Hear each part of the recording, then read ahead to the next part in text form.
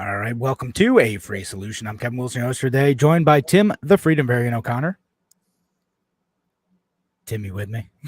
I'm here, Kevin. I'm here. You're And here. once again, I'm like, am I with you? I don't know.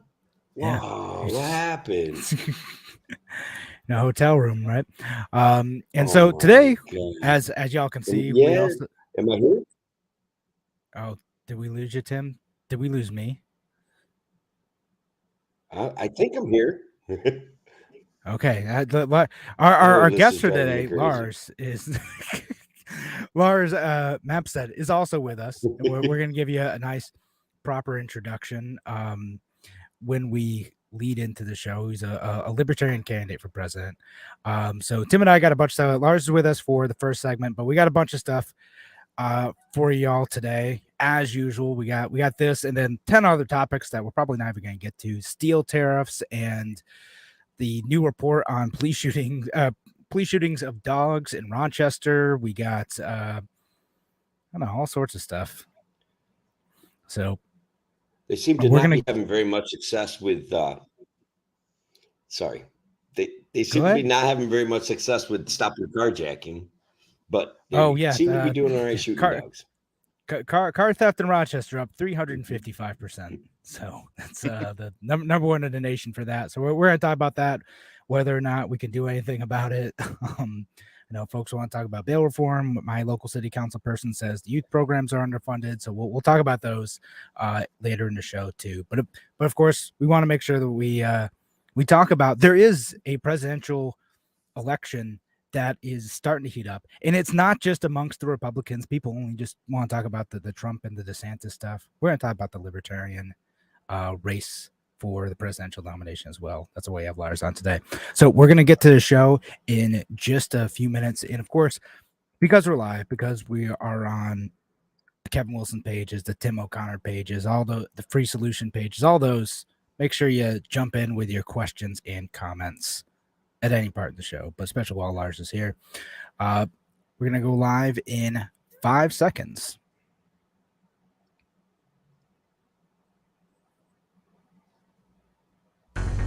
Now, an hour of clarity for exhausted people of our nation mired in toxic partisanship. Left versus right, us versus them. While we pay to keep our politicians fighting, how do we, the people, rise up and solve the great challenges of our time? We do it by embracing freedom and liberty. There may be no such thing as a free lunch, but this hour is as close as it gets. Welcome to A Free Solution. All right, welcome to A Free Solution. I'm Kevin Wilson, your host for today, joined by Tim, the Freedom Variant O'Connor. And he's with us, I swear. He's moving a little bit slower today, but Tim, the Freedom Variant O'Connor, is in fact with us. Thanks for joining us here on A Free Solution, wherever you're listening, whether you're listening on WYSL on the Thursday evening broadcast or the live broadcast on a Free Solution Facebook page, YouTube channel, the Kevin Wilson pages, the Tim O'Connor pages, wherever you are today. Appreciate y'all being here. And we have a guest this show as well. We have Lars Mapstead, who is a candidate running for the Libertarian nomination for president. Lars, welcome to the show.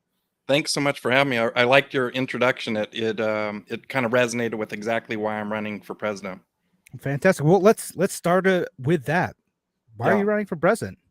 Yeah, I was watching in the riots happen, right? The George Floyd riots across the country, and the cities were burning across the country.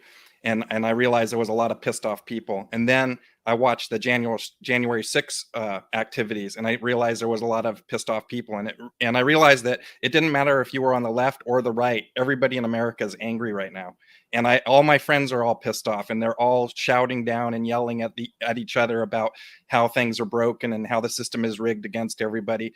And I just realized there's nobody coming out with good solutions to fix these problems, that they just keep pointing the fingers at each other, and the problems just keep getting worse. And we keep electing the same cycle over and over again and expecting different results. And people are sick and tired of being sick and tired. They want something different.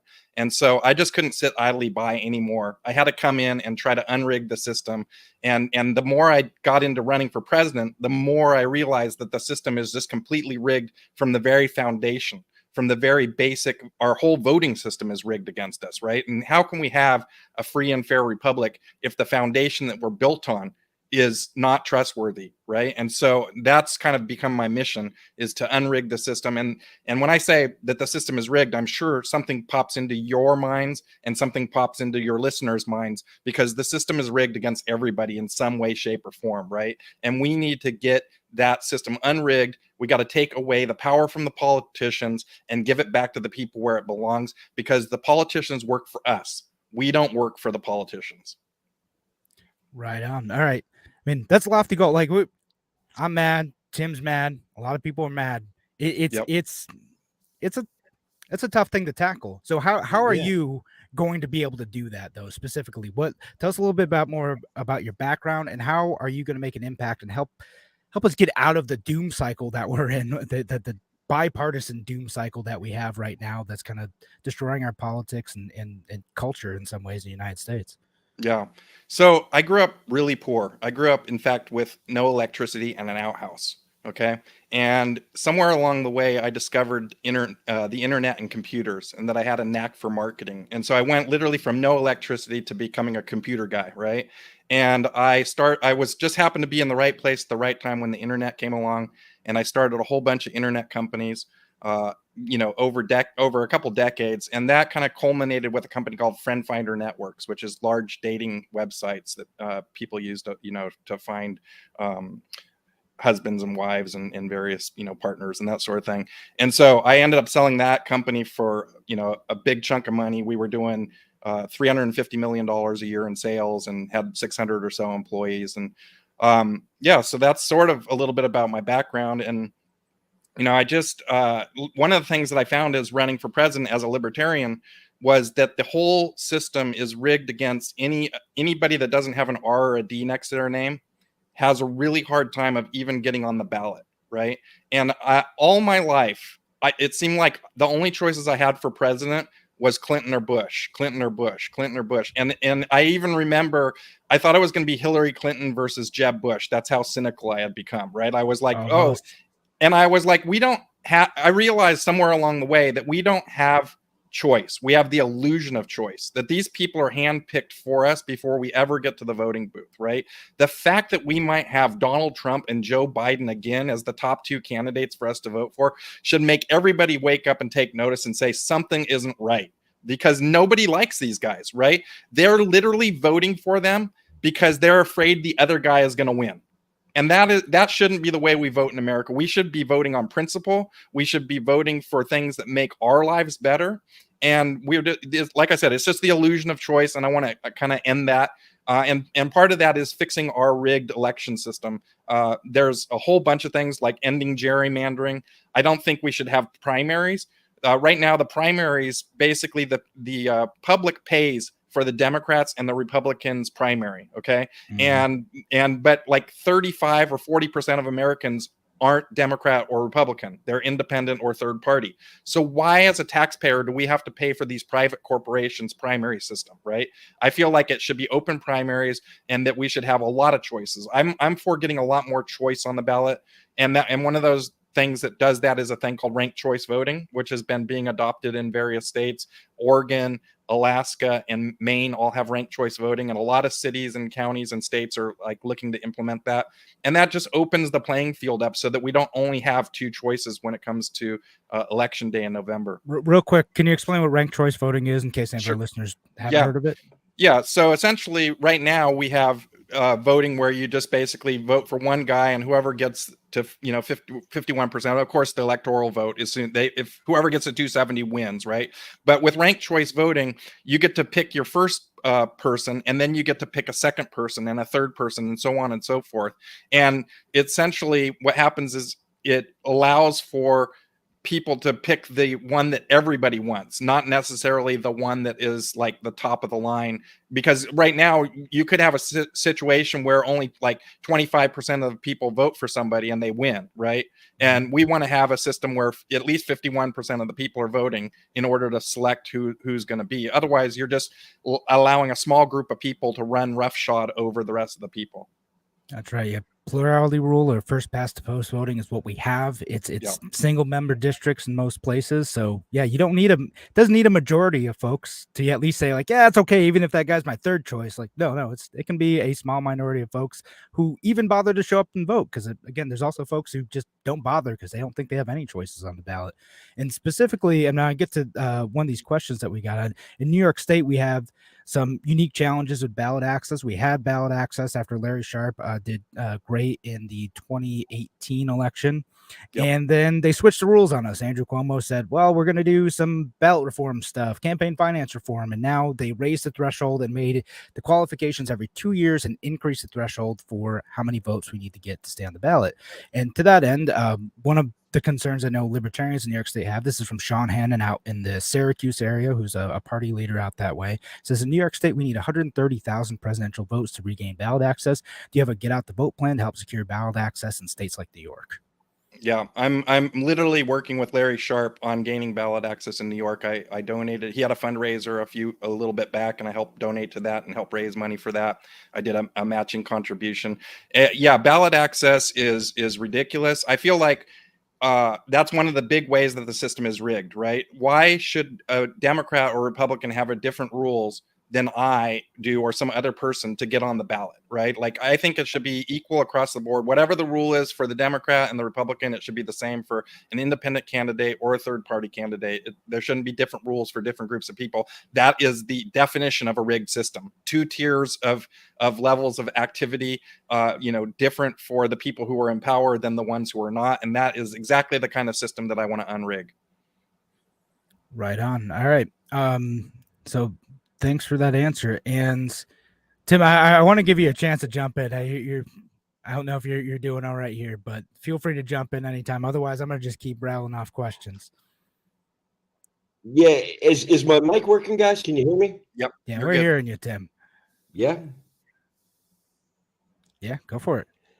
All right. So, Lars, my question would be, what's your specific plan to bring this concept to fruition? Like, we don't have answers. We fought this battle. We lost. What are you going to do different than everybody else has already done? Yeah. Well, of course, it's all very challenging as an independent third-party candidate, right, to make effective change. But one of the things that I'm working on right now is winning an electoral vote. Okay. It hasn't been done for the Libertarian Party since 1972, and that was a rogue elector. So no one's really ever won an electoral vote as a Libertarian. And I'm a marketing guy. I have like 25 million fans on different pages on Facebook. That's what I do. That's like, I'm a social media guy, right? And I started looking around and I realized that there's a couple of states that split up their electoral vote. And I realized that those electoral votes are represented by only 600,000 people. Okay. And in Riverside County, we had Jeff Hewitt got elected. And he represented a couple million people in Riverside County. So I know that it's possible to win and with that size of an election. And I think that it's totally doable. So what I want to do is put libertarians on the map in 2024, show that we are a political party that can, move and shake, right? And that we need to be taken seriously. So I'm trying to push us forward so that we can have more voice in the system. And then I'm trying to just educate people on this whole rigged system. Like, for instance, I live in California, and California, because we have winner take all states where essentially whoever gets 51% of the vote in the state, all the electors go to that winner, right? So 49% of the people are disenfranchised, right? In California, half the state is red and half the state is blue, but there's a lot more blue people than there are red people, right? So all the people who vote red, their vote doesn't matter. The only people whose vote matters in America is people who live in a battleground state. Right. And so there's basically 7 states. If you don't live in one of those states, your vote for president essentially doesn't matter. Right. And so what I'm looking at, proportional representation, where we essentially allow for each group, each area to vote And they do that in Maine as an example, right? They have two congressional districts and they break it up. And so they have kind of a red district and a blue district, and they each get a say in where their electoral vote goes. And I think that is something that could be implemented across America that would give voice back to people, because there's people that just feel like their voice doesn't matter, their vote doesn't matter, they're disenfranchised, and so they don't even bother to show up at the polls, right? And I think that's a disservice to America. People should feel like they have buy-in to the system and that they're part of the system and that they can affect change. Because if you don't feel that, you feel disillusioned and you feel defeated, right? And so you don't even bother to try to change things. Yeah, and you end up with apathy, and then the bureaucrats and the politicians are able to just keep doing whatever they do without accountability. That's how Exactly. it goes. And all right, so to that, shifting a little bit though, I want to get into some of the issues. Like much of our WYSL audience, I would say they run fairly conservative. They're folks who often vote Republican, conservative party. Sometimes they'll switch ticket, but or split ticket, but often they tend to vote in that direction. Why should they consider someone like you, should you get the Libertarian nomination for president and be on the ballot in 2024? Yeah. Well, I mean, New York is exactly like California, right? In New York, if you're a Republican, your vote essentially doesn't matter for president, because it's going to be voting blue no matter what, right? The Democrats, it's going to go blue. And I have this thing I say, imagine on election night, they're going across the map and California is blue, Texas is red, Florida is red, New York's blue. And then they're like, what is this gold on the map? What the hell is this? And imagine if we were the deciding factor on election night and we caused the election to go one way or another, right? Their minds would just explode and they would be talking about all the time. But so if you're sick and tired of the system the way that it is, and you're a Republican living in a blue state where your vote essentially doesn't matter, you should vote for a Libertarian or a third party just to send a message that we're fed up with the system. We're fed up with the way the system is rigged, right? It just doesn't matter how you vote, unfortunately, right? Unless you live in one of these few battleground states. And I think that's a rigged system, and it's horrible for America. It's horrible for the people. Yeah, right on. Tim, giving you another shot to ask a question, man. Yeah, I couldn't agree more. Yeah, no, Lars, I couldn't agree more. I'm concerned that people are too jaded and too invested in this binary decision making that we've got going on. We've tried to persuade them, we've cajoled them, we've talked to them, we've begged them, we've pleaded with them. What's the trick here? What's going to make this change? I know it's a tough question. I'm pulling for you, but it's a question I got to ask. I think most people don't realize that their vote kind of doesn't matter, right? And that's why I'm just trying to educate people that, like, literally, I'm sure there's people in New York that are like, I'm voting for Trump, I'm voting for DeSantis, I'm voting for whoever the red guy is, because we can't let Joe Biden get another term, right? I'm certain that there's people like that. And what I'm telling you is, if you live in New York and you're a red voter, your vote doesn't matter, because 100% of the electoral votes are going to go to the blue candidate, right? That's it. And so it really, your vote is essentially thrown away unless you live in one of these 7 states, right? So my message is, if you ever want to get out of this system that we're in, you have to vote differently and send a message to Washington that we're done. We're done playing this game. We're done playing the duopoly. And I think there's a lot of people that vote red and blue who feel like even their own party isn't representing them, but they just don't want to let the other guy in. And that's what they're voting against. Yeah. They're not voting for their party to do something good for them. They're just trying to keep the other guy out. And that's no way to live, right? And that's no way to push America forward. We have to come with better principled candidates, with better messaging that care for working people, that care. Like, these guys don't care. They're elites of Washington, essentially. And they just care about getting reelected and getting more donor money. And their actions show that they don't care. There's a few principled people in Congress, but they're relatively few, right? And I think we need to change this. That you look, Congress has like a 20% approval rating and an 80% reelection rate. And you have to think, why is that, right? And the reason is because the system is rigged. Right? You're only getting 2 choices every time, right? And so you're not going to choose the other side. And it's not like they're running people against their own party. There's never like 5 Democrats or 5 Republicans running for Congress. Whoever is the person that's in there as the incumbent, they never get challenged, right? So I'm a big fan of term limits. I want to get all these corrupt career politicians out. Politicians, like, I went to Independence Hall one year, and I was taking a tour of Independence Hall in the first Congress. And the woman that giving the tour said, look, the people that were here, the first 30 people that were here, they all had jobs, and they came here for a few months, and then they went back home because this was a service position, right? Congress is a service position. It's not a career. And we need to get back to that principle because they work for us, right? And that's not how it's working right now. Yeah, absolutely. And if you provide no incentive for them to change, you keep voting for them no matter what, and they know you're going to keep voting for them no matter what. What's the incentive to change? Why would they? You're going to keep doing it. Why would they change a system that's working for them? Now, we only have a couple minutes left, but I want to give you an opportunity to say, like, let's say hypothetically you do well, you make an impact. What is the best hopeful outcome that you can see at the end of the 2024 election? Well, I'd like to win a couple electoral votes. I think that would be amazing. And I'd like, how I found that I was a libertarian was I took a quiz, an online political quiz, and it said I was a libertarian. I never felt like I belonged to any party. And I was like, oh my goodness, this is the thing. And then I was like, what's a libertarian? I had voted for Ron Paul, but I didn't realize he was a libertarian, right? And so I literally had to Google what is a libertarian. And after I Googled it and I started reading about it, I was like, oh my goodness, this is me.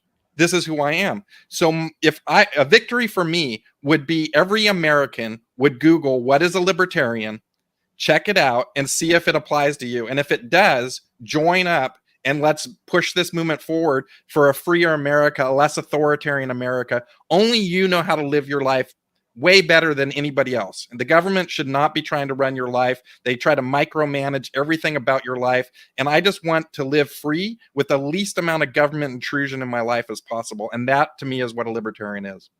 All right, right on. All right, Lars Mapstead, who's one of the libertarian candidates trying to get the Libertarian Party nomination for president. Lars, 30 seconds. Where can people find you, learn more about your campaign? Yep. Lars24.com. On Facebook, I'm Lars for President, and on Twitter, I'm Libertarian Lars. All right, right on. All right, Lars Mapstead, again, a libertarian candidate seeking the Libertarian Party nomination for president. Thank you so much for joining us for this part of the show. Thank you. All right, folks, we're out for this segment on WYSL. We'll be back in just a few minutes here on A Free Solution. Talk to you soon. All right. And we're out on the radio show. Lars, again, thank you so much for joining us. Thanks, guys. Appreciate it. All right, I feel like we didn't get to dig into like the wonky policy issues. You have some good, a few other issues on your site too. So folks watching this online, and I know a bunch of folks catch us later, catch the podcast portion. Check it out. And, I know you're very active on social media, so definitely worth engaging with. Yep. Thanks so much for having me. I appreciate it. Absolutely. All right. I wanted to lob you a softball. I wanted to lob you a softball and have you coach your Robert Reich for a minute or two. All right. Thanks, guys. Yeah, take care. But thank you very much. All right. So, taking them out of stream. All right, cool. There we go. That's first candidate of the season down. Tim, you realize this means that we have to invite all the candidates on. What have you done, Tim? Well, we're now obligated, right? Is my voice coming through okay? I'm very concerned. Your voice is coming through. Like the sound doesn't always match up with your lips, but the voice is coming through. I promise you. All right, good. That gives me a little more confidence. And just one more issue that we'll have to straighten out when we're doing these on the road podcasts, because it's a blast. I miss doing it if I miss a day. So if I miss a week, so I've got to figure this out. And there goes my picture, but my voice does come through, so that's good. People can listen. Voice is still coming through, uninterrupted. It's fine. But that's Lars though. He didn't say anything embarrassing, which is like, man, great for a libertarian candidate. I love it. He was crazy. He didn't say anything crazy. He didn't. He is taking on Robert Reich. You know how like Spike takes on. Yeah, Spike takes on ATF. Lars is taking on Robert Reich, and how much I hate Robert Reich. I just love it. I absolutely love it. Robert Reich deserves it. But yeah, so I'm learning a little bit about him because I've seen Lars around a little bit on Twitter. Just started following him officially recently. I'll see his tweets pop up occasionally even before I followed him. I know there's like Chase Oliver running. So who else? I won't forget anyone who's running on the Libertarian side. I like Chase. Mike Termott. Yep, that's Chase Oliver, Mike Termott, Lars Mapstead, Joshua Smith filed his campaign run. Yeah, I suppose. It seems like he's going to run a trolley campaign. There's one other one that. Yeah, I don't know. I feel bad for missing it, and I'm of sorry. course, some Someone in the like comments. Larry Sharp and Mike Cohen to run. Yeah, I see Spike Cohen's name out there a lot.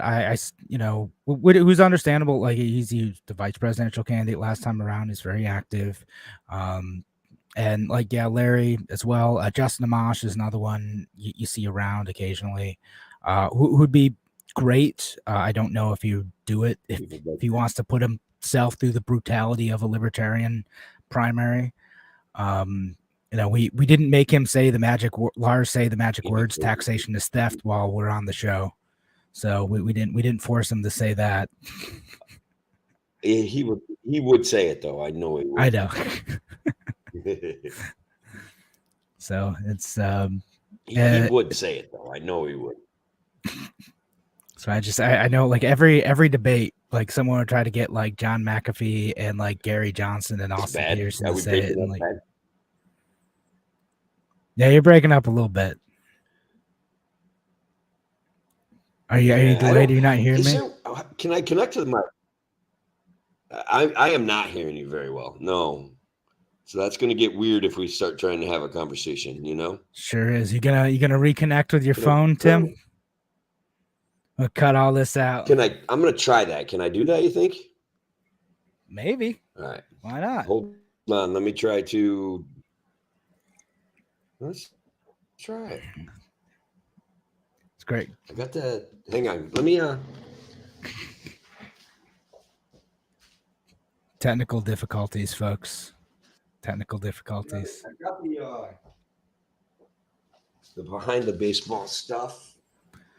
Inside baseball. Let's see.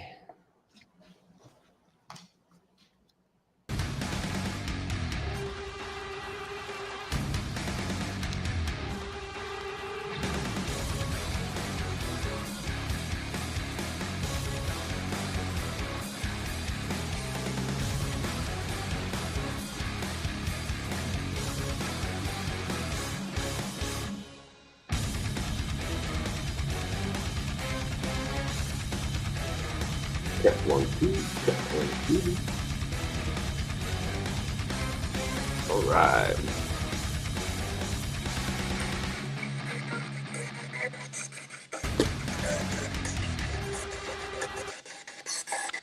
Tim, you gotta leave. Tim, you gotta. I gotta turn this off, right? How's that? That was better. You just leave the stream. Get out of here. I just shut the other one. I shut the other one off. I just shut it right down. All right, there we go. All right, so now we've gone through this. We're good. So, sorry, online audience. Appreciate y'all being here. So I know we got Sam out there too. We didn't end up get to the some of your comments too. Sam just said Lars is a great candidate, and also made notes that Teddy Roosevelt knows the same thing about the corruption and the primaries being rigged, giving the American people no true choice. They sued him for that claim in April 1915. Nothing has changed. Teddy Roosevelt ran as progressive. The Bull Moose Party is a progressive. I mean, right. He was kind of independent, right? That was kind of a party he created or something. It was. So good for him. So it's possible, right? If we catch fire. Oh, sure. It could happen. It's interesting to see like how he broke through that system, challenged his former party and Taft for the presidency. And although two things about that. One is Teddy Roosevelt also sucks. Sorry, like I know people like to look at him as like a cool manly guy, but like man, he was a big government authoritarian. Would have absolutely been a dictator if he could. And then true. that election ended with Woodrow Wilson being the president, who may be, if not the worst president of all time, at least in the top 3. Like he's up there. He is up there, dude. He's like the income tax, the wars. That guy was the ultimate authoritarian bureaucrat, kind of ultra bureaucrat, kind of just enslaved us all through the federal income tax, bro. Yeah, that dude. Not a great president, like by any stretch. So yeah, and I'm not related to him, and that's important for everyone to know. I used to try to tell everybody that you were related to him. Tim, you've gone dark now. I can still hear you. All right. I'm trying to, so I preloaded all of my news stories onto my phone thinking I'd be able to broadcast through my laptop, right? But nothing's working right tonight, Kevin. But we can't just give up on the show. We've got to go on with the show, as they say. Yeah, absolutely. All right. Well, we'll do a show. You can pull them up. I'll kind of lead off with stuff. You can pull it up on your laptop as we go. I shut my laptop off because it was getting reverberation. No, all right. Well, that's all right. But by the way, we'll talk about the car thefts in Rochester. We'll talk about tariffs. We'll talk about all sorts of stuff. So we'll go back in just a few seconds. 31:30. You get settled in the meantime, Tim. I'll do my best. I don't know. The car theft stats are nuts. They're wild, man. All right, back in 5, 4, 3, 2. Welcome back to A Free Solution. I'm Kevin Wilson, yours today, joined by Tim, the Freedom Variant O'Connor. I'm here, and hopefully you guys can hear me a little better, because right now I can definitely hear you better, Kevin. I had a backup plan. We're back at it. The show must go on, Kevin. That's right. No, we just roll with it. We adapt. That's what we do. So we had Lars on, and you can check him out if you're interested. We maybe we'll have some other libertarian candidates on too. But back in the day of Radio Free New York too, we also had all the libertarian candidates on, all of them, good, bad, and ugly. They were all there. So we're open to it. We even have the Democrat and Republican. If Donald Trump and Joe Biden want to go on our show, we'll interview them. We'll give them 20 minutes, maybe. I mean, okay, yeah, we would do it. Not 10 Come minutes. on, Tim. Guys. You know you would. Yeah, if we had 10 minutes to talk to Joe Biden, like, we'd take it. And we would. It would be hilarious. The questions would be very uncomfortable for him. I must say. Yeah, no, he's the president. He gets extra scrutiny. Like, people with power get extra scrutiny. That's what they need. That's what they deserve. And he's certainly given us plenty of reasons to ask him tough questions. So, that's for sure, brother. That's for sure. So anyway, yeah, we did want to pivot back to a local issue. Just a couple of different things, few different things coming up on the local level. I did have another marijuana story for New York State, but like we won't do it yet because we've done like 2 weeks in a row. We really haven't. People are going to get bored of our campaign for marijuana. Oh, the libertarians are talking about marijuana again and why they're mad that THC seltzers are banned. All right, but anyway, no, we're not talking about that. We're talking about car thefts in Rochester, because I was shocked. I knew the car theft situation was bad, but I was shocked that Rochester, New York, was the number 1 in the nation for the percentage increase in car thefts at a whopping 355%. 355%. That is bonkers. And it's so bonkers in part because it's so much higher than anywhere else. Number 2 was Cincinnati, Ohio. Number 3, Buffalo, New York. Number 4, Chicago, Illinois. Those 162, 135, 130. So still big increase, still like more than double. Sure. But Rochester, 355%. Cincinnati, Ohio is 162. Is the next closest. Kevin, let me help my conservative friends out right now and say it's because of bail reform. What do you think? Is that possible? I don't know. Like, arguably, there is a point here that could be made that the police have no authority to hold these kids, and so they're back out on the streets doing it over and over and over again.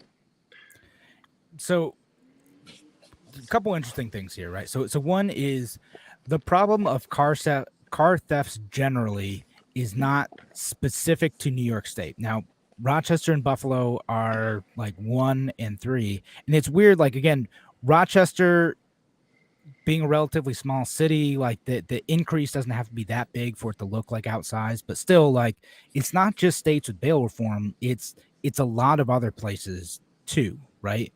Yeah. And same with like the level of violence and stuff. Like actually, violence, the number of homicides went way down. We're back down to like 2018 levels again in That's Rochester. good. That's actually really good news, right? That's fantastic. Yeah, because they were up. It was really bad. Now again, still not a great year by any means, but doing a lot better than we were the last few years in terms of violence in Rochester. So I don't know that bail reform explains the whole thing, right? Because there's two problems with it. One is that, like, you know, there are some ways to hold some people and to bring restrictions on some people, and I know that I can go over some statistics about like how many people are going out and doing other crimes. Most people who are caught for crimes and are released aren't going out and committing other crimes. It's like 10 to 20% of people, right? It's not a lot. Like most people aren't going out and do that, right? A lot of those people who are accused of crimes are also being released and without not released, but they are having their charges dropped, right? Okay, right. So were they innocent? Would it have been better for them to be held in jail for 6 months and then to have the charges dropped anyway? No, I don't think so. No, I agree with you there. Like the only thing, and I've said this repeatedly, the only thing I'll give conservatives for, like, sometimes there are a handful of people, and a lot of the theft in Rochester is driven by really a very small percentage of the population. There's a few people who are doing like one thing and they're screwing around, or they're being dumb kids and like endangering themselves and others, and then they don't ever do anything again. And then there's a handful of kids who are doing, like, a lot of them, a disproportionate number of crime in Rochester. There should be some mechanism for the type of person who's in there 4, 5, 6, 7 times. Like, okay, there's only so many times you can like get caught and be fairly credibly accused of committing this crime before there needs to be some sort of tougher intervention in preventing you from hurting people. Because like I say, again, it's a thing, like everyone in Rochester who has a Kia or Hyundai right now is putting the wheel locks on there. I had a friend who was in from out of town who didn't know about everyone stealing cars, was given a Kia as a rental, and it was stolen within hours. Well, that's what I was actually going to ask you about. Like, if we had real statistics, do you think that maybe Rochester's the area where these kids understand that Kias and Hyundais can actually be hacked into and started with your phone unless you get the corrective software updates?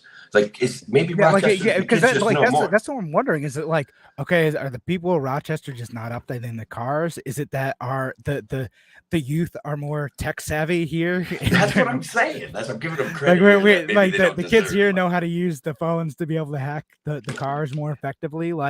That's kind of what I'm thinking. It's such a weird outlier. Like, it's such a big outlier from the rest of the country. Like, what on earth is different about Rochester? Like, I had my city councilwoman's like, oh, we're just underfunding youth programs. I'm like, okay, but like, we're still funding them a lot. And like other cities, it doesn't explain it because other cities have different levels of funding too. What the weird part is like, I don't know what the variable is that makes Rochester different. Like, is it bail reform? Well, you know, we're seeing other states without bail reform having similar problems, other blue cities and red cities for that matter, having this problem too. Big increases in car thefts. And there's variation in funding for youth violence intervention programs across cities, and they're still seeing this problem, whether they're well funded or not funded at all. They're still seeing this problem. So what's the variable? And Tim, you might be right. Maybe the Rochester kids are nerds. Like maybe that's nerds, tech savvy nerds who decide to steal cars.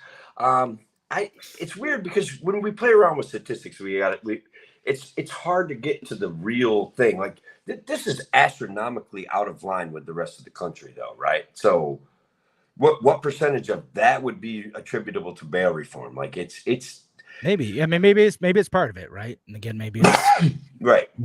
Like, if you're getting caught as a 16-year-old, and some of them feel like they can do this a bunch of times while they're awaiting their trial, and they will do it 6, 7, 8 times, whatever, you know, there's probably some of that. And And I admittedly need to dig a little bit more. I don't know that that's the case for everyone, but like I Right. do need to dig into that because I think like some kids, like they're or whoever, not, it doesn't even have to be kids because sometimes they're older, they're adults who are doing this stuff. Like they're, you know, sometimes committing other crimes with these things too. Some of them aren't getting caught, and which is a whole other thing. Which they'll blame on defunding the police, which Rochester sort of did, but not really. Right. They just changed the funding streams. And look, so arguably, like, could it be, oh, let's see, besides the tech savvy thing, what else could we get to? I'm very willing, Kevin, as always, to blame the government response to COVID as this long-term backlash that we destroyed some young people's lives and a couple of years of their schooling, changed their goal structure, and now they're out stealing cars. Like I'm comfortable Could with be. that. I mean, that allegation. well, Rochester in particular, we have like a school system that is challenged. Let's call it challenged. Yeah, It's probably, bad. right? It's totally broken. Yeah, like it's a bad system. You know, it's tough. COVID made things even tougher. And then we've talked about on the show too, like how there's not a lot of places where like young people can just hang out too.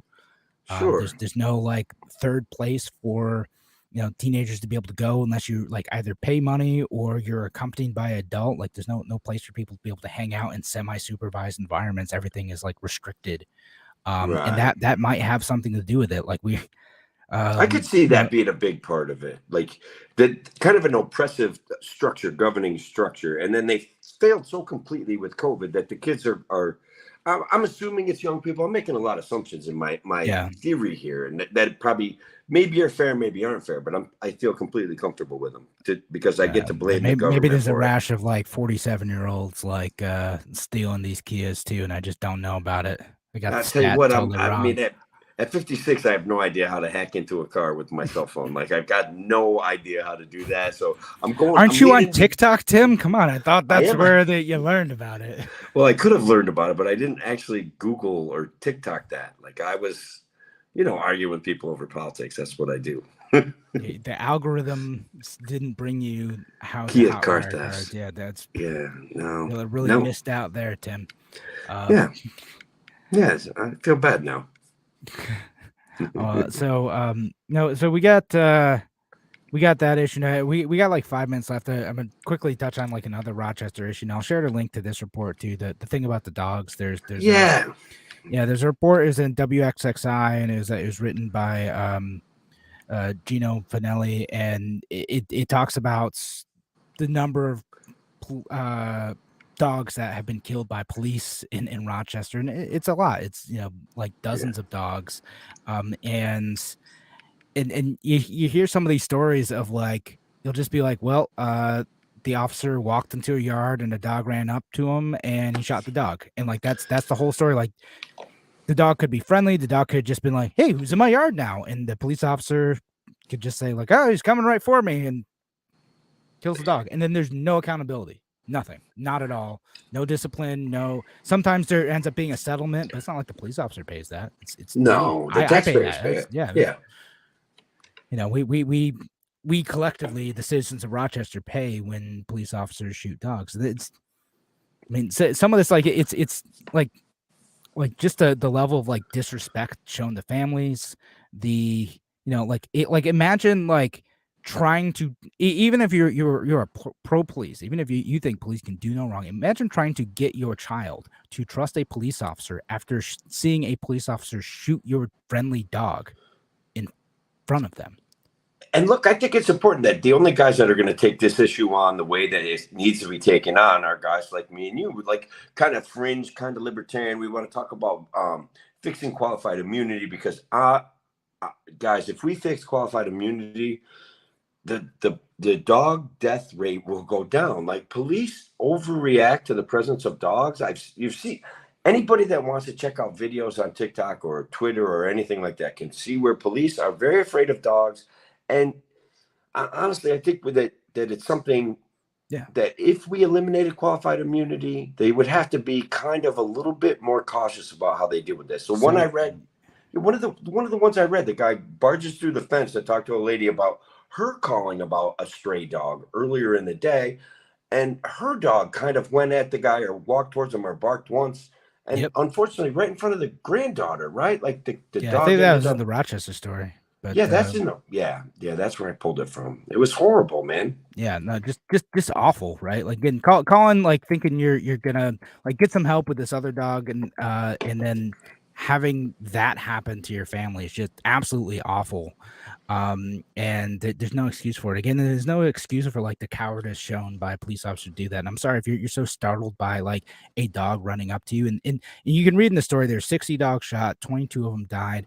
Like it wasn't in all the cases, only in a handful of cases did the dog actually like bite either someone else or attempt to bite the police officer. And a lot of them, like that did not happen. They shot first and dealt with, frankly, the lack of consequences later. And there's a couple ways to deal with it, right? There's there's the qualified immunity thing. There's the insurance thing that we talk about frequently. If officers are required to hold individual insurance policies, that can be part of it. And there's solutions. What's frustrating is like in Rochester, like there's a humane law enforcement that exists as part of our nonprofit in the area, Lollipop Farm, that has tried to train the police department on how to like understand like dog behavior and dog signs and how to like approach these situations a little bit more effectively. But unfortunately, it's still a serious problem where dogs get killed when these specialized actual police officers from a local the dog shelter aren't the ones to respond to these situations. And the guys that are trained to deal with dogs don't end up shooting dogs very often, right? They just take them into custody, basically take them into custody. Right. Yeah. No, they know how to like handle it. Okay, this is Yeah. a dangerous dog. Here's how I handle this effectively. Here's how I keep myself safe and people around me safe.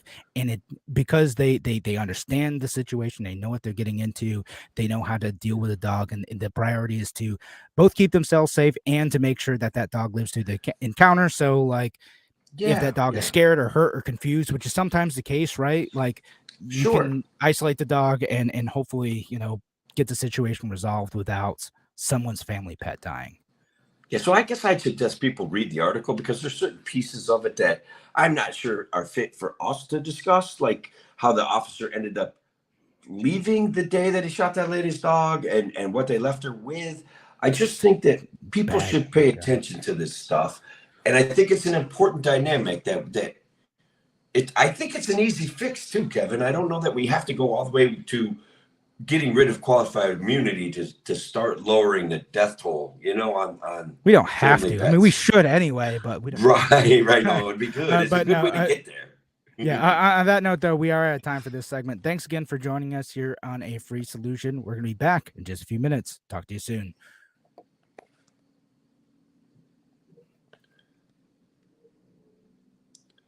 Yeah, man, that article hurt my soul a little bit. I was like, dude.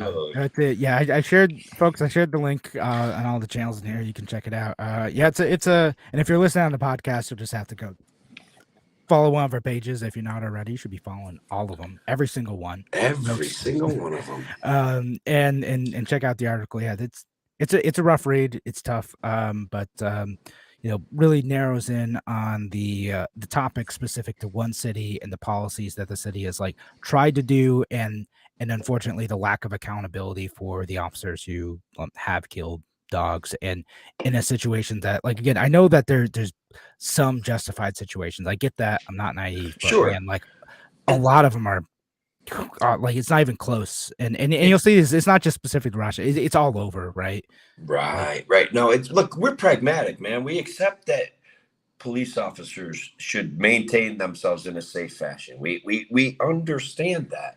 We do understand. I think we both kind of understand that we need to have police officers. Like there's no here to there by eliminating police officers. It's absolutely not. What we want is a better system. We want more training, and when it gets applied to humans too, guys, I want them to be able to diffuse situations, because there's ways to do it that don't always resort to getting control of the situation that second. But look, also want them to know when they've got to be safe. Like it's a kind of a double-edged sword there. Yeah, I know there's a fine line that they're going to have to walk sometimes, probably. Yeah, no, it's tough. It's just that, like, again, in situations where like they've clearly made the wrong decision, where it's a friendly family dog. Like, and I think about that all the time. Like I said, my dog used to work in an office with humane law enforcement. He associates police officers with treats. When he sees police officers, he wants to Ooh, run up wow. excitedly because he associates them with people who give him treats. And he's a big old lab, right? And he's he's man, a lab Great Dane mix, like, and he's Oh, it's huge. friendly, absolutely friendly, but like a skittish police officer who doesn't know, who just sees a big black dog coming at him. I don't know how they're going to react. And I hope they have the training to like recognize my dog as like friendly and excited to see them and not like aggressive. Right. And a threat to their safety, right? Yeah. And personal safety, which, I get it, man. We want them to be aware of their personal safety. We do. But we also want them to be aware that not every dog is their enemy, And I'm sure they already do understand that. I think most people do on it. Yeah. I get it. And like I say, I don't think, like, I know there's memes about it, but I really don't think like police officers wake up in the morning, like most of them anyway, gonna go like hurt a dog today. Like, no, that's not the right. Exactly. A lot of them are, I'm sure, absolutely devastated when they've made the wrong decision, but also like wrong decisions require accountability. Sorry, like it is. Yeah, it's fair, Kevin. I think that's fair. So anyway, we should probably get on to the last segment. Let's over to that. We'll head back at 51. We'll talk about some tariffs. Is that what we're talking about? I'm calling it food tyranny, Kevin, to be honest with you. I mean, this is literally, we have two specific instances. One's a big one where we get to lecture everybody on the evils of tariffs. But then we have another one, too, that we can talk about a little bit, too. Like, we've got two subjects to get into this last segment that deal with food tyranny and the government making our food simply more expensive. The gods of scarcity strike once again. All right. Well, love talking about those things. We'll get back in a second. Welcome back to A Free Solution. I'm Kevin Wilson, your host today, joined by Tim the Freedom Varian O'Connor.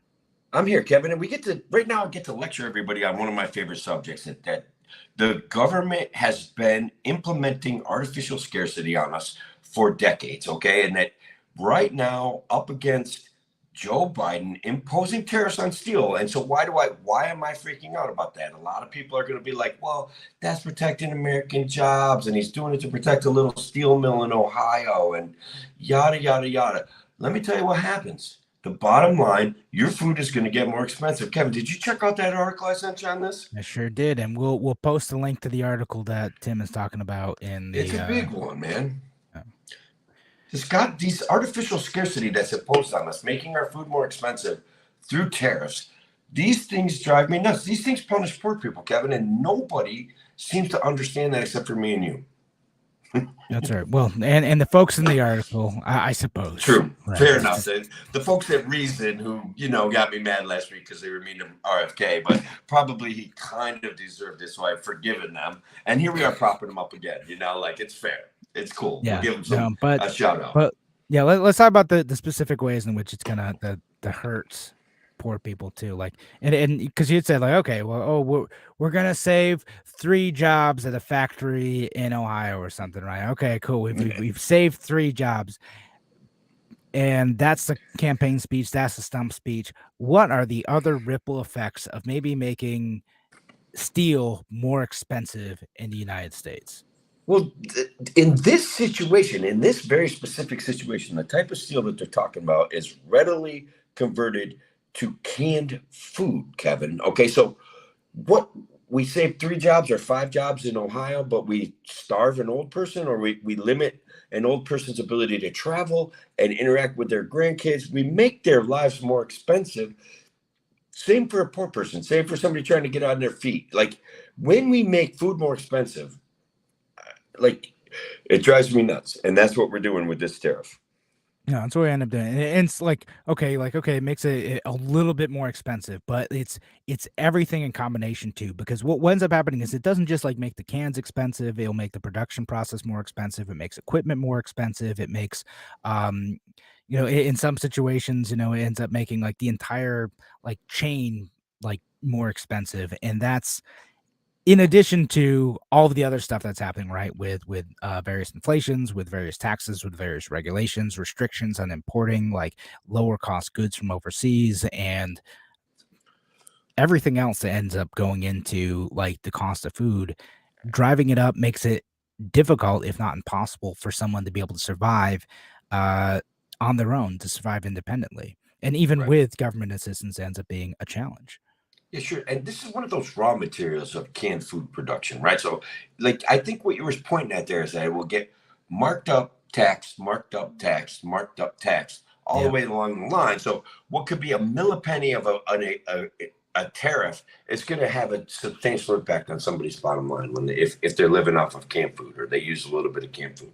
It's going to have it's going to kill my corned beef and hash, Kevin. Like, it's going to raise the price. Like, I don't know. I do love corned beef hash. Who doesn't, man, like, I know it looks like dog food, but it smells like it too a little bit. But does, once you cook it up, put some pepper and salt on it, bro. It's great. No, it's not like one of my favorite. That's usually my go-to at diner breakfast. And guys, I know 90% of the time it's just coming out of a big can. They're scooping it out of a giant can. I know what it is. Corned beef and hash and eggs. Okay, I'll get the whole like. Yeah, some places they have the homemade stuff. It's nice. It's a fancy treat. Cool. Everything else I can't. It's fine. It's $5. It's at a diner. It's dog food. It's delicious. Oh God, I mean, and if they cook it just right, like they heat it right up, or they get it a little bit crusty and crispy. Oh yeah, no, it's like they put it on the griddle and they get like the thick layer of like crusty on both sides. Maybe a little bacon grease slides its way in there. I'm just saying. There you go. You know, like that's a winner. Good stuff. Now that's all right. Yeah, if you're a diner who can do that, like, you got my heart. Yeah. So, again, like this thing is where these are things where the government is directly imposing scarcity on us, and that's one of the things that people are afraid of. That's one of the tools that ends up keeping us fighting, is that we feel threatened constantly, and tariffs that don't allow for competitive advantages. Like China can make the steel cheaper for canned food. Like why we don't? So it ties into everything, right? Like we don't want to be an enemy of China. We want to trade with the people of China. Like we want the people of China to benefit from trading with us. We want to have value to them, and we want them to have value to us. Like that's how the world could get better, guys. That's one of the ways we could heal, you know? So it's like weirdly emotional issue for me too, you know? Well, it's what it is. Like every time we add tariffs, it ends up being like people present it as like a tax on like, overseas goods and leveling the playing field or whatever. No, it's a tax on us. That's what it is. And it's same with like the other types of steel tariffs too, that end up making like washing machines more expensive, right? Increase the price of those. Like it's just now suddenly to like be able to buy your first home and buy your first appliances, it gets that much harder. Like, and I'll say it's not any one thing. It's everything one on top of the other. And the goods end up being more expensive. Like if Americans are going to be able to produce like high quality steel, let them produce high quality steel. Manufacturers will buy it, but let us compete on the world market for this stuff, because when you end up creating these barriers, it ends up making it more difficult for American manufacturing to survive, for the people, not the steel mills themselves, but for all the other manufacturing processes, like I said, the appliance manufacturers or the can manufacturers who rely on being able to get lower cost product from overseas to be able to make the margins to be able to sell to the type of people who can afford their product. It has ripple effects down the line. So now marginally, if people buy 3% fewer washers, that means that some of those factories might close. Like you don't see that effect. You don't think about that effect. I mean, it's like broken windows fallacy, but applied to, the tariff situation, right? Like, you see like, it saved you paid the glass manufacturer. You saved the steel factory. But what about all the other stuff that didn't happen because you intervened, because you made stuff artificially more expensive? What about the people that can't afford a washing machine and have to keep going and spending hours at a laundromat? Like one of the biggest improvements of my adult life was going from having to use a laundromat regularly to having my own equipment in my house. And if there's been times in my life where $50 could make that difference, right? Like I couldn't just go buy a new washer. I had to buy a used washer and make sure it worked and fix it. So like as these things get more expensive, there are going to be people who are forced into going to the laundromat. There are going to be people who are forced to wash their clothes less. Like it's a real, like, it's being a quality of Yeah, it's a quality of life issue that you don't necessarily see because you don't think about that person who like was right on the bubble of being able to buy a washer or not buy a washer, right? Or the person who's on the bubble of being able to afford a meal or not afford a meal. Like we don't always think about like the down the line effects of this type of stuff, but it still matters. The unseen in the situation still matters. Right. Exactly. And so how are we doing on time? Because like we could But belabor this a little bit more, but we got 6 minutes left. All right, 6.5 minutes left. First of all, as I've regularly talked about, I think it's okay. Like this subject, what I'm about to bring up is not that far removed from this kind of concept of tariffs. Local agricultural farmers, what's the name of the farmer advocacy group? It's slipping my mind right now. But basically what happens is they have to pay these checkoff companies that come up with creative advertising to sell U.S. agricultural goods. And this is the week where all the lobbyists from these programs are in Washington, D.C. trying to buy more regulations, like, your milk mustache deal and all of those things. This is the week. And so my one of the guys that has always impressed me is Thomas Massey, and he's trying to make a big stink about it on Twitter. What do you think about that, Kevin? We're one more artificial scarcity kind of thing, one more layer of expense for our farmers, which translates into less affordable food for the American people. Yeah, sure. And let's read Thomas Massey's tweet, the one that you're referencing. He says, quote, one reason the grocery bill is high, compulsory checkoff programs. Farmers are forced by Congress to pay money to industry-governed boards whose employees can earn as much as $1 million a year. Fearing reform of these programs, the cronies are lobbying hard this week. So that's what he's talking about in the specific quote from Thomas Massey. And yeah, no, I mean, it's you add in these other things like, okay, now you got to pay a little bit to like, pay to advertise your program. Is it really necessary? Do we need to do these things? No. It's a special interest group that is just able to collect and redistribute money. It's one of those programs where it's in the grand scheme of things, like not a lot. It's not a lot of money in the grand scheme of things, but it's right. But it's very important to the people who are involved in it, to the people who are benefiting from these programs. So that's how it stays. And again, that one program, all these programs, they add up. Like people always use the example of like sugar subsidies for that. Like how much are we subsidizing? How much are you personally, Tim, paying for sugar subsidies a year? It's like a penny, right? Right, a penny, but go ahead. But it adds up, right? It's the same thing. And with these programs, that's how it is. It's like, all right, like collectively, are we paying all that much for it? No, but it adds up. It makes our food a little bit more expensive. It mandates costs for farmers. It mandates costs for us.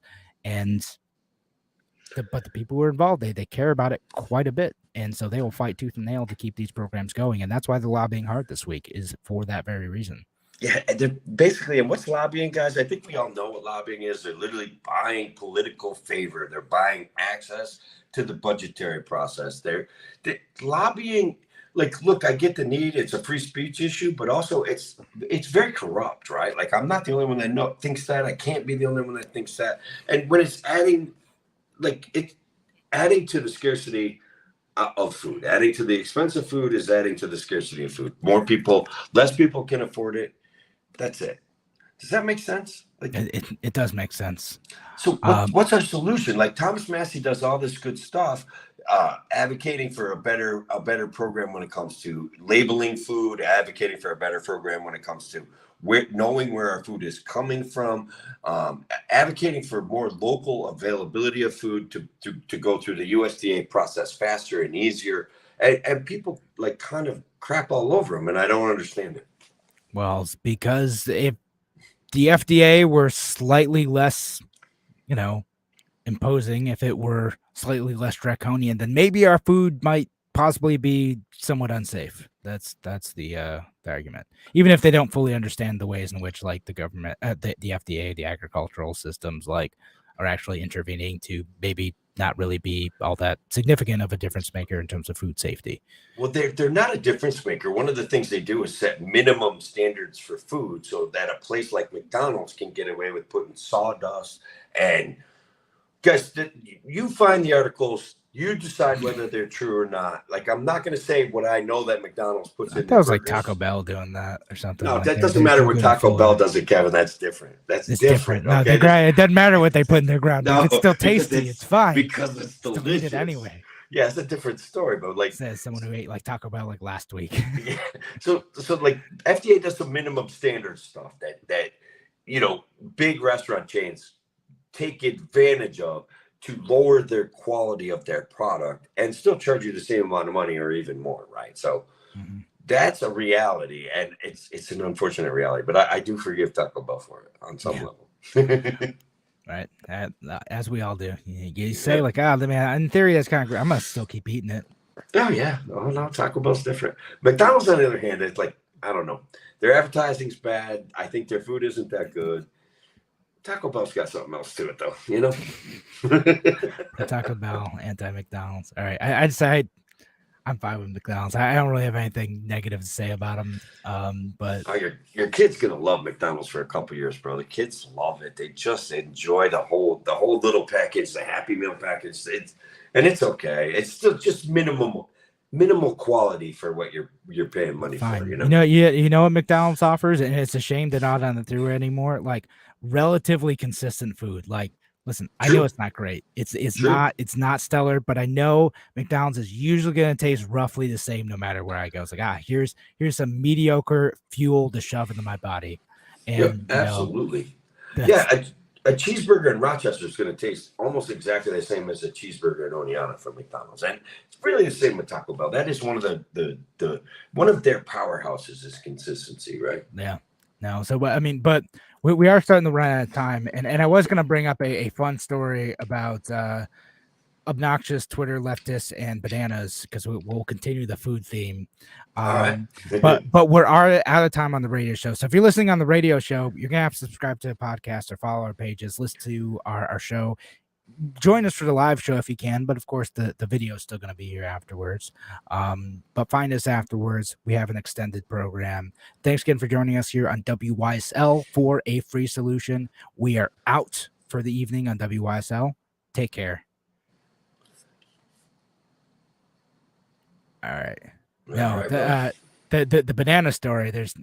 It's funny because like I can tell sometimes that you and I run in like somewhat different libertarian circles. Oh yeah, definitely. Mine are the kind of look. My guys are the conservative guys that realize that the conservatives got no use for them, and they don't really hate people, but also they kind of hate a lot of certain pieces of the government that I'm very sympathetic to. So those are my bros on Twitter for sure. And I get like Jared Polis libertarian Twitter. You get a little bit of the Reason guys, the hardcore Reason, and and I have a lot of respect for the Reason guys. At the Cato guys, I did a show with Colin Graybo. He was great. He made great points. It was all like, there's a certain amount of the beltway type libertarians that occasionally, when it comes down to like social justice warrior issues and stuff like that my conservative bros kind of get annoyed with, and I understand it. I really do. Like, guys, if you're out there, share this with the other conservative bro kind of libertarian friends. Give me some more followers. I'm so close to like 5,000. Like, I'd love to break over the top of it. If I do break over the top of it, I'm going to pay Elon $8 a month so I get the blue check. Do that. Get the blue check. Then start your subscription. Get paid. Yeah. Get paid, man. People can subscribe to our podcast. It's going to be awesome. Yeah, but huge. It's going to be huge. Yeah, for sure. So speaking of like the Beltway Cato guys, Scott Lincecum is like what I retweeted this from, who's been a guest on his Radio Free New York at the time, but he's been on the show before too.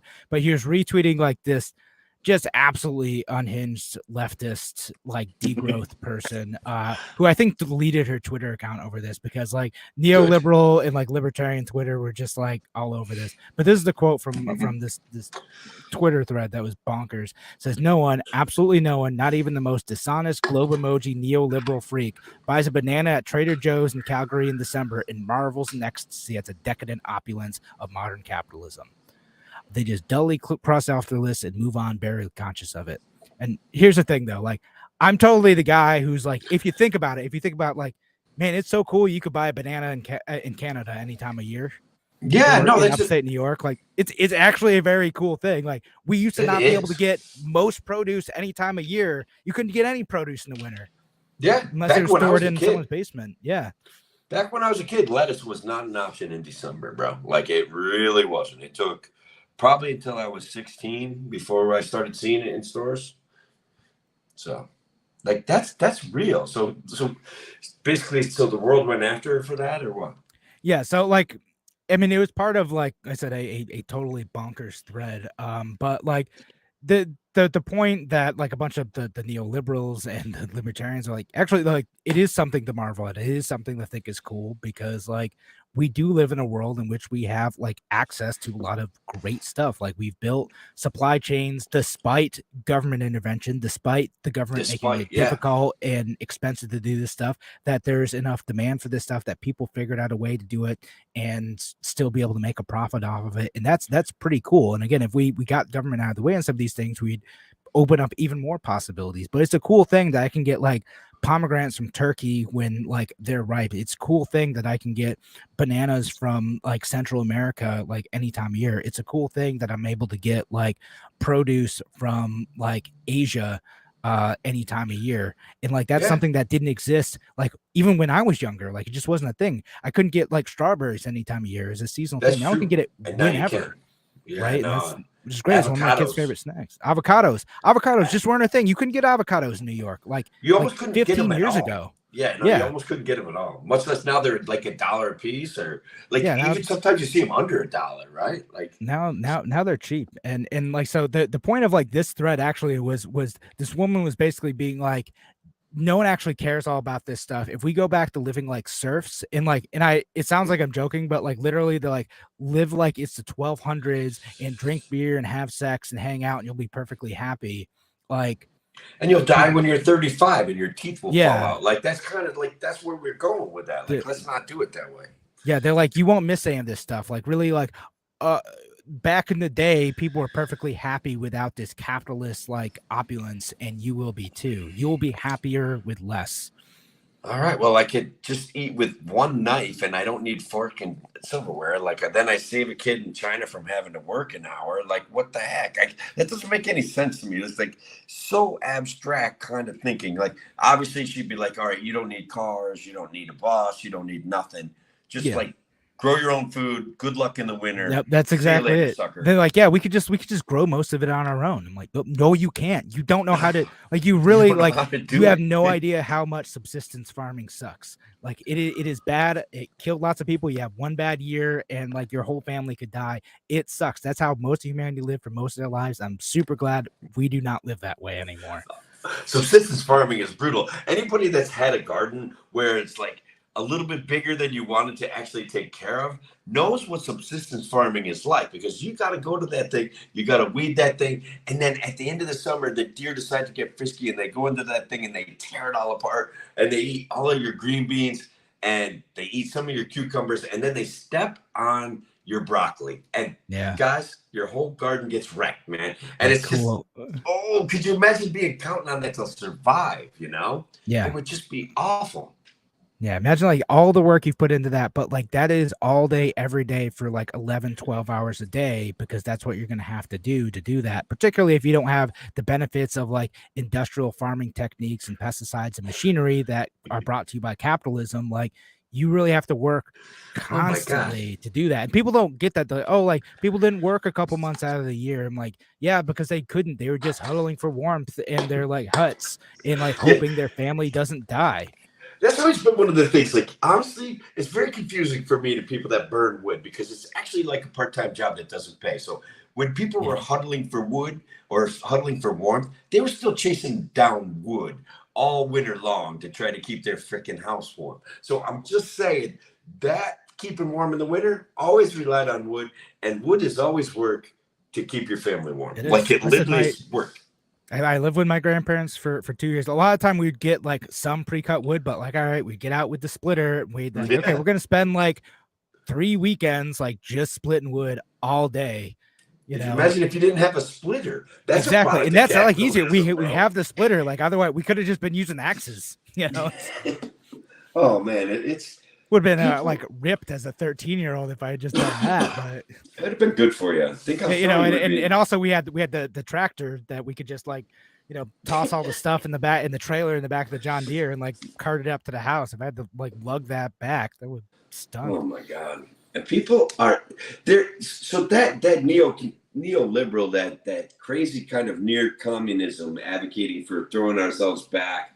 Is it based on fear of the environmental catastrophe? Like a lot of like the degrowth people, and like they're like, well, in order for humanity to survive, in order for Earth to survive, we actually have to slow down the economy to the point of like returning to simpler times, like in saying like we don't need any of this stuff because like it's bad for the Earth, it's unsustainable, therefore we should be content with less. But like that's just crazy, bro. Yeah, no, it's like I disdain degrowthers, and it gets worse too. Like she has a partner thread like, well, people probably wouldn't accept that, so like we need a temporary dictatorship of the proletariat in order for you know, the people to accept that like this is their new reality. Like it's like all their worst fears about like what who's that guy Klaus Schwab.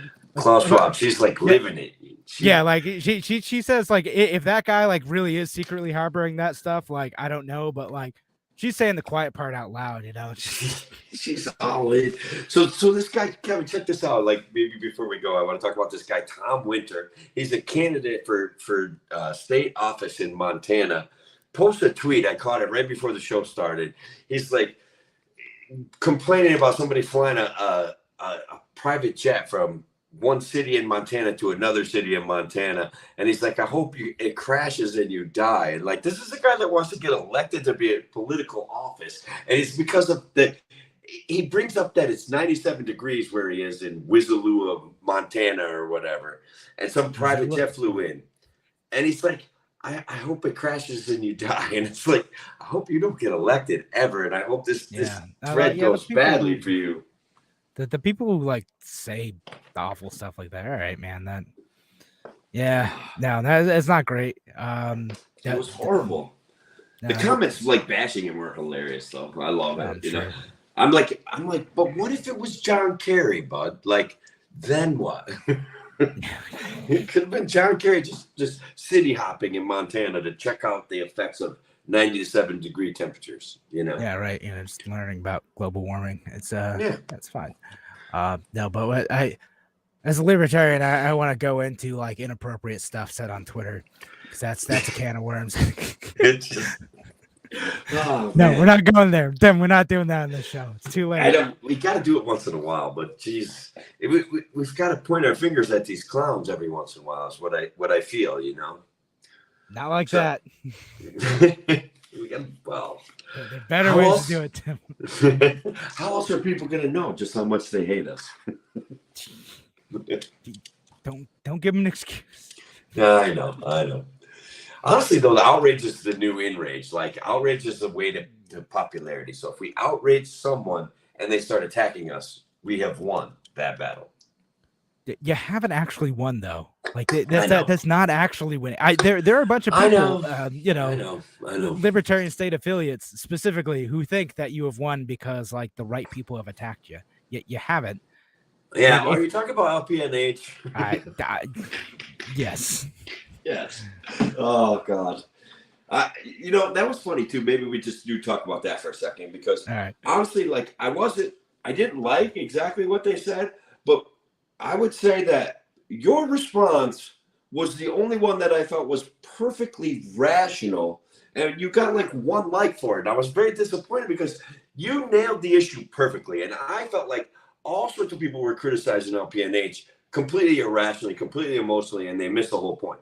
Your critique, you should be like the libertarian, like Jesse James or something, because your point was perfect. And all the libertarians are missing it in one direction, all the other libertarians are missing it in another direction. And then Nina Turner garnered a bunch of sympathy, and she worked really hard over the next 2 days to take every shred of that sympathy she garnered and throw it back in everyone's faces. So it was actually kind of beautiful in a way, you know? No. Yeah, she's terrible. And like she's horrible, man. She's horrible. Not great. Like, you know, no name, like wouldn't be no, like I know like you like to jump. She likes to like make people like you mad, right? And like Oh, she's yeah, kind of absolutely. generating like she's generating outrage engagement too. Like that's what it is. Absolutely, sure. And LPNH decided to do that by saying stuff that is frankly racist. Like bigoted and yeah, but not unlike what she was advocating, right? She would enslave all of us. If she was king for one day, she would enslave all of us to the state for her whims and her wills and her wishes. And arguably that was the point LPNH was trying to make. They could have made it without being racist. Like they did not have to. Absolutely did not have to make the point in that way. Like, but because now like no one sees that, right? Like, and that's why I said it's like they're obtuse and they're alienating in the way that they made their point. And now like most people cannot see that. All they see is like, oh, those guys are kind of being dicks. Like that's all they see out of that situation. Yeah. They don't get the point they're trying to make about like. Other than people who are in the tribe who already know the point. If you know the point, you understood the point they're trying to make. If you don't know the point, you just see that they're kind of being jerks because they said that she should be picking crops for free, and they said basically she should go back to her country of origin, basically saying go back to Africa. Like, okay, and now everyone just thinks they're being jerks. And the alien, a bunch of people, they aren't listening to what they're saying. They're not understanding what they're saying. They don't want to try to understand what they're saying. All they see is like they're being jerks. And there are people like the Libertarian Party of Louisiana who made like the point in a little bit of a better way. Like, hey, let's talk about like how we could eliminate patents on insulin and like that was really good. And I kind of bashed them at first, but then I thought about it. If they hadn't offered Nina Turner such sympathy, I would have really enjoyed the point that they made. Do you know what I mean? Like there was a fine line that they crossed with me there, even though their point overall was very impressive. Like it was really good. Just like your point. You know what I mean? Your point was like impressively said and impressively worded. So I don't know. Yeah. I mean, I'm kind of contrarian and anti-establishment, and I'm not sure that at least if I maintain there, I'll get a lot of laughs over the next few years. You know? Yeah, it's fair. As I have no like real sympathy. I think like Nina Turner ended up looking sympathetic because of like the way LPNH approached the situation, rather than like what it should have been, where she looks like a clown, because she has her policies, the stuff she said are total jokes. They're terrible, and they are draconian, authoritarian like policies that are close to,